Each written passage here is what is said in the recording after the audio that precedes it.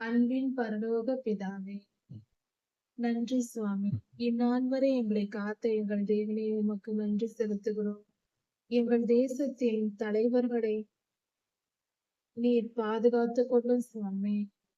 எங்களை ஆளுகை செய்து எங்களை பாதுகாக்கிற தேசத்தின் தலைவர்கள் சமாதானமாய் இருக்கவும் அவர்களை வழிநடத்தும் சுவாமி. அவர்களுக்கு நற்குணங்களை தாரும் ஆண்டவரே.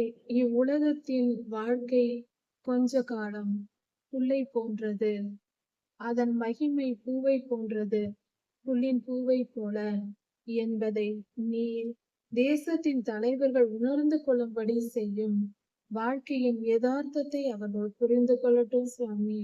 அவர்கள் தாங்கள் சமாதானமாய் இருந்து மற்றவர்களுக்கும் அவர்கள் சமாதானத்தை உண்டு பண்ணுகிறவர்களாக, தேசத்தின் ஜனங்கள் எல்லாம் சமாதானமாய் வாழ்வதற்கு ஏற்ற வழிகளை உண்டு பண்ணுகிறவர்களாக, அப்படிப்பட்ட திறமையையும் குணத்தையும் நீர் அவர்களுக்கு தாரு சுவாமி.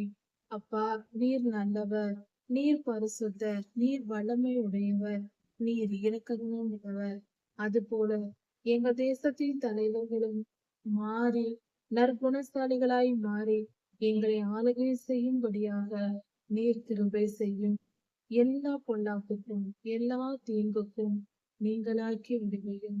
சர்வலோகாதிபதியே கிருபையாய் உன்னுடைய நாமம் மகிமைப்படுவதாக. நன்றி சுவாமி, நன்றி அப்பா. எங்கள் தேசத்தின் தலைவர்கள் எல்லா நன்மைகளையும் உணர்ந்து நல்லவர்களாய் மாறி நற்குணசாலிகளாய் மாறவும் எங்களுக்கு நற்காரியங்களை செய்யவும் நீர் கிருபை செய்தரலாம். நன்றி அப்பா.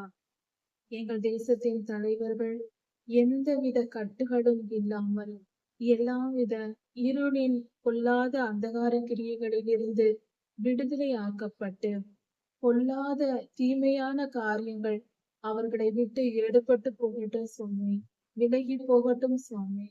அவர்களை நல்ல சூழ்நிலை ஆளுகை செய்யட்டும்.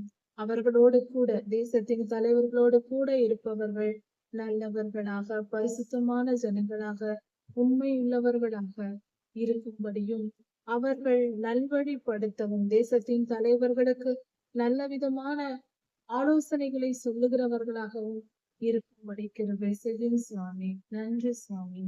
எல்லா துதியும் கனம் வல்லமையும் மகிமையும் ஸ்தோத்திரமும் பலனும் சதா சர்வ காலங்களிலும் நோக்கி உண்டாவதாக. ராஜாதி ராஜா இயேசுவின் நாமத்தினால் பிதாவே, ஆமென். மாரநாதா.